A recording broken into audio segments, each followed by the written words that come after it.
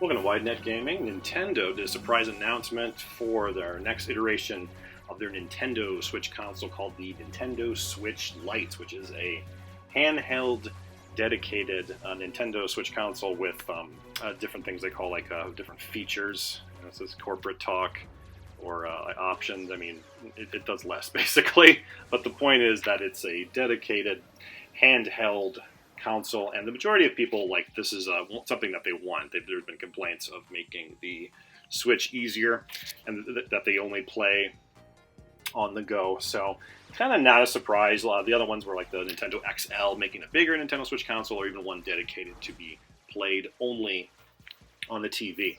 The Lite the screen is like 0.7 inches smaller, weight is a little bit lighter, so I imagine it's going to fit in your pocket more easily. It's basically like if you take the right Joy-Con off, that's about the size of it. The controls are integrated now, everything into one unit. There's no Joy-Cons to slide off, and it is just one player. And there's no tabletop mode either. One strange thing is he mentioned that you can hook up controllers to it, but there's no TV mode, of course, and there's no tabletop, which is what I was thinking. I was kind of looking on the back. I didn't see a kickstand, so it would lay flat, I'm guessing, or you'd have to buy a stand or just prop it up next to something, which, I don't think that would work too well with the side of the screen. But anyway, it's been well over 2 years, and this has been kind of the number one thing people have wanted and complained about, is just the size of the console not being portable enough because it is wider. And, apart from, the dedicated console, which they may do, with a Switch XL.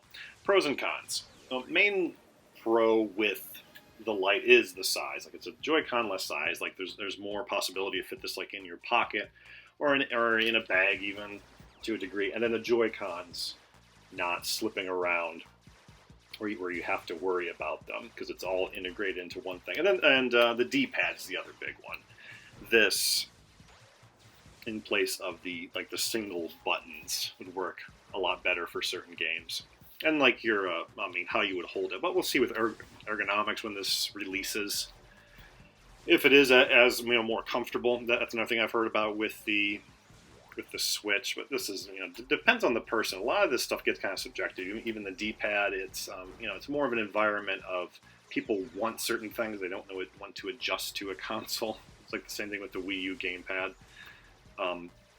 Cons, small ones, would be the IR sensor, HD rumble. HD rumble more so, this separates it more from other consoles. Now that's not there, so there's less of that.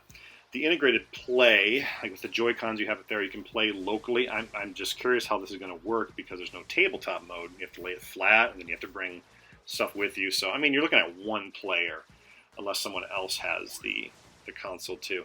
Biggest thing overall, though, is just the direction they're going. I worry that it's going to be more handheld, and they're going to take out more things because the Lite doesn't have it, even though the Switch does. And this continued kind of from the Wii U even too, with the gamepad and all that.